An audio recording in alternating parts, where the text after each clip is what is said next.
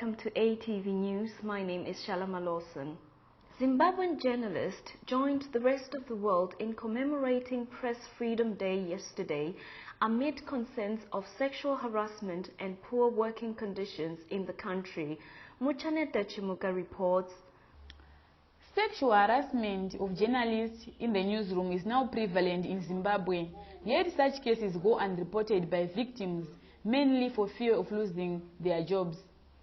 Incidences of sexual harassment are more prevalent among female journalists than their male counterparts.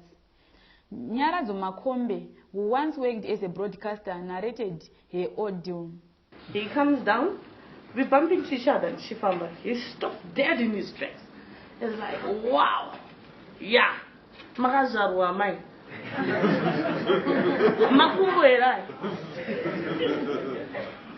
It hits you in the face. It's said right in front of people. Which it hits you in the face. My reaction is, okay, he's a boss, I know. Am I supposed to smile, laugh it off? A nausea reaction. So I just looked at him. The Vanamba Kamira. The dude literally drooled. I got one from the top. Journalists play an important role in bringing news to the people, yet they also face harassment from their information sources. Who are the harassers? It is also us, men and women at the workplace, colleagues, supervisors, managerial employees, or even our clients. They do sexually harass us as well. The police are battling to deal with sexual harassment. And we are seeing sometimes sexual harassment is not always obvious, which also complicates the role of the police officer. She urged media organizations to come up with sexual harassment policies to reduce its occurrence within the workplace. So a victim-friendly unit is open to all those journalists who are being sexually harassed to come in. In that environment, you will be free now to talk to the police officer, to explain to him or her exactly what transpired. Zimbabwe Union of Journalists confirmed receiving numerous reports on sexual harassment.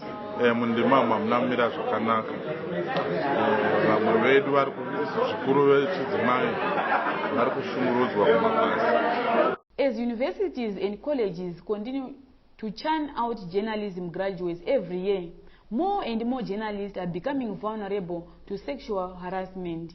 Muchaneta Chimuka reporting for ATV. The African extended family system may be collapsing, but a new strategy to place orphans in homes close to villages is offering hope for better care and support. Our reporter, Robert Tafumane, gives us more. 2 years ago, some Dutch citizens, tagged by the plight of baby dumping in Chitungwiza, purchased land in Manyame rural, 40 kilometers southeast of Harare, to build a children's village. Today, the home Imba houses 13 children and many others who come to the village for assistance. ATV visited the village and spoke to the manager, John Mutumburanzo, at the home. We want to provide a family like environment in which the children are going to be living without, having this war between the community and the world. Apart from taking care of the children, Imba has come up with various projects to empower the children to become self-sufficient. Some of the boys at the village formed a musical band, Afro Sounds, and are seeking assistance to record their first album.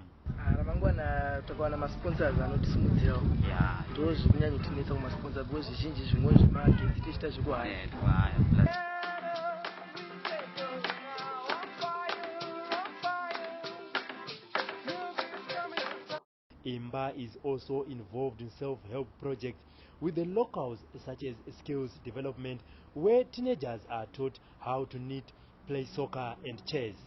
A music group from Netherlands, Handsome Poets, performing at Haifa, also visited the home.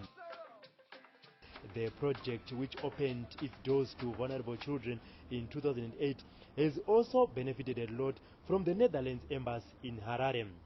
The collapse of African extended family system has eroded coping mechanism to support orphans and other needy children. With urbanization and all its related social problems, Zimbabweans have little or no choice but to use this model as a coping stratagem.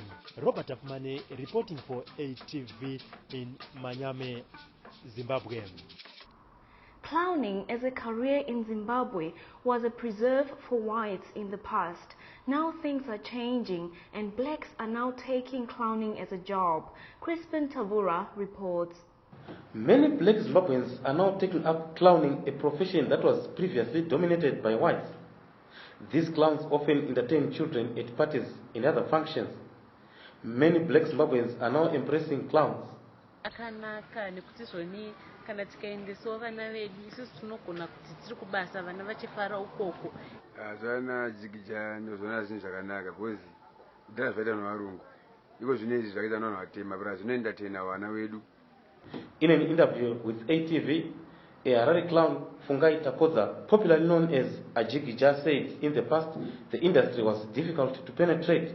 When I break in the industry, when I get in the industry, it was a very big challenge to me, on the sense of that I was black. Most people thought only clowns were only white. So, but I faced the challenge by I could paint totally, really every part of my body where I feel that can be seen by anyone could be white. Another popular clown in Bulawayo, Wiseman Chigonese, described how he rose to fame. I started as a painter. Whilst I was doing also roving. I was doing roving for ATM catering owned by Munetsi. And now I'm doing for myself. I'm not a clown, I'm not a face painter, I'm not a balloonologist. Both clowns said their careers were inspired by another famous clown, Jojo the Clown, who is now based in Israel. Clowns are known for wearing colored wigs, stylistic makeup, outlandish costumes, usually large footwear and red nose. While clowning may be a relatively new phenomenon among black Zimbabweans, its origins can be traced back to Egypt.